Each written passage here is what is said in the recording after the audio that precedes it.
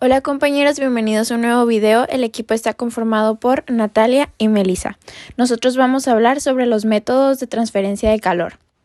Hemos aprendido que el calor fluye desde un cuerpo más caliente hacia uno más frío. La transmisión se puede efectuar de tres maneras: por conducción, convección y radiación. Conducción. Podemos definir la conducción como el proceso por el cual se transfiere calor mediante choques de moléculas adyacentes entre sí en un medio material.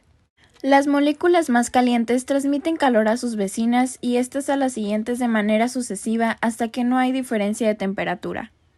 Mayores conductores de calor. Los mayores conductores de calor son los metales, de los cuales el mejor es la plata, luego el cobre, el aluminio, etc. Aprovechando esta propiedad, muchas vasijas para cocinar se fabrican de aluminio y de cobre.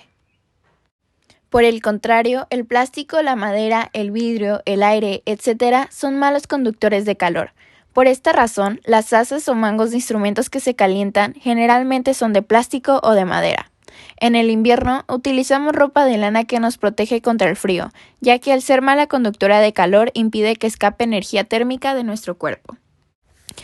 Rapidez de transferencia de calor. La rapidez de transferencia de calor es directamente proporcional a la diferencia de temperatura entre las dos caras y el área de la placa e inversamente proporcional al espesor de la placa.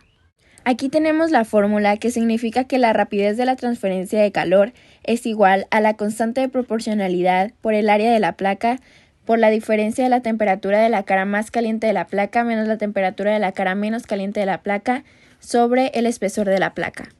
Convección. Los líquidos son malos conductores de calor. La convección permite que el agua entre en ebullición, pues las moléculas en la base del recipiente se renuevan continuamente y llevan el calor a las capas superiores del líquido. Entonces las moléculas más calientes, que son menos densas, se elevan, y las más frías, que son las más densas, descienden. La convección es una aplicación del principio de Arquímedes, porque el fluido circundante más denso ejerce una fuerza de empuje sobre el fluido más caliente y lo hace subir. Corrientes de convección. Las corrientes de convección agitan el fluido conforme éste se calienta. En la convección natural, las corrientes se deben a la gravedad. El fluido que tiene mayor densidad se hunde porque la fuerza de empuje es más pequeña que su peso. El fluido menos denso se eleva porque la fuerza de empuje es mayor que el peso. Radiación. A diferencia de la conducción y la convección, la transferencia de calor por radiación no requiere un medio para propagarse.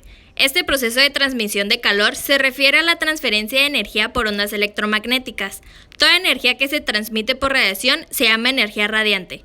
Un claro ejemplo de energía radiante a través del espacio es la energía solar. Ley de Stefan.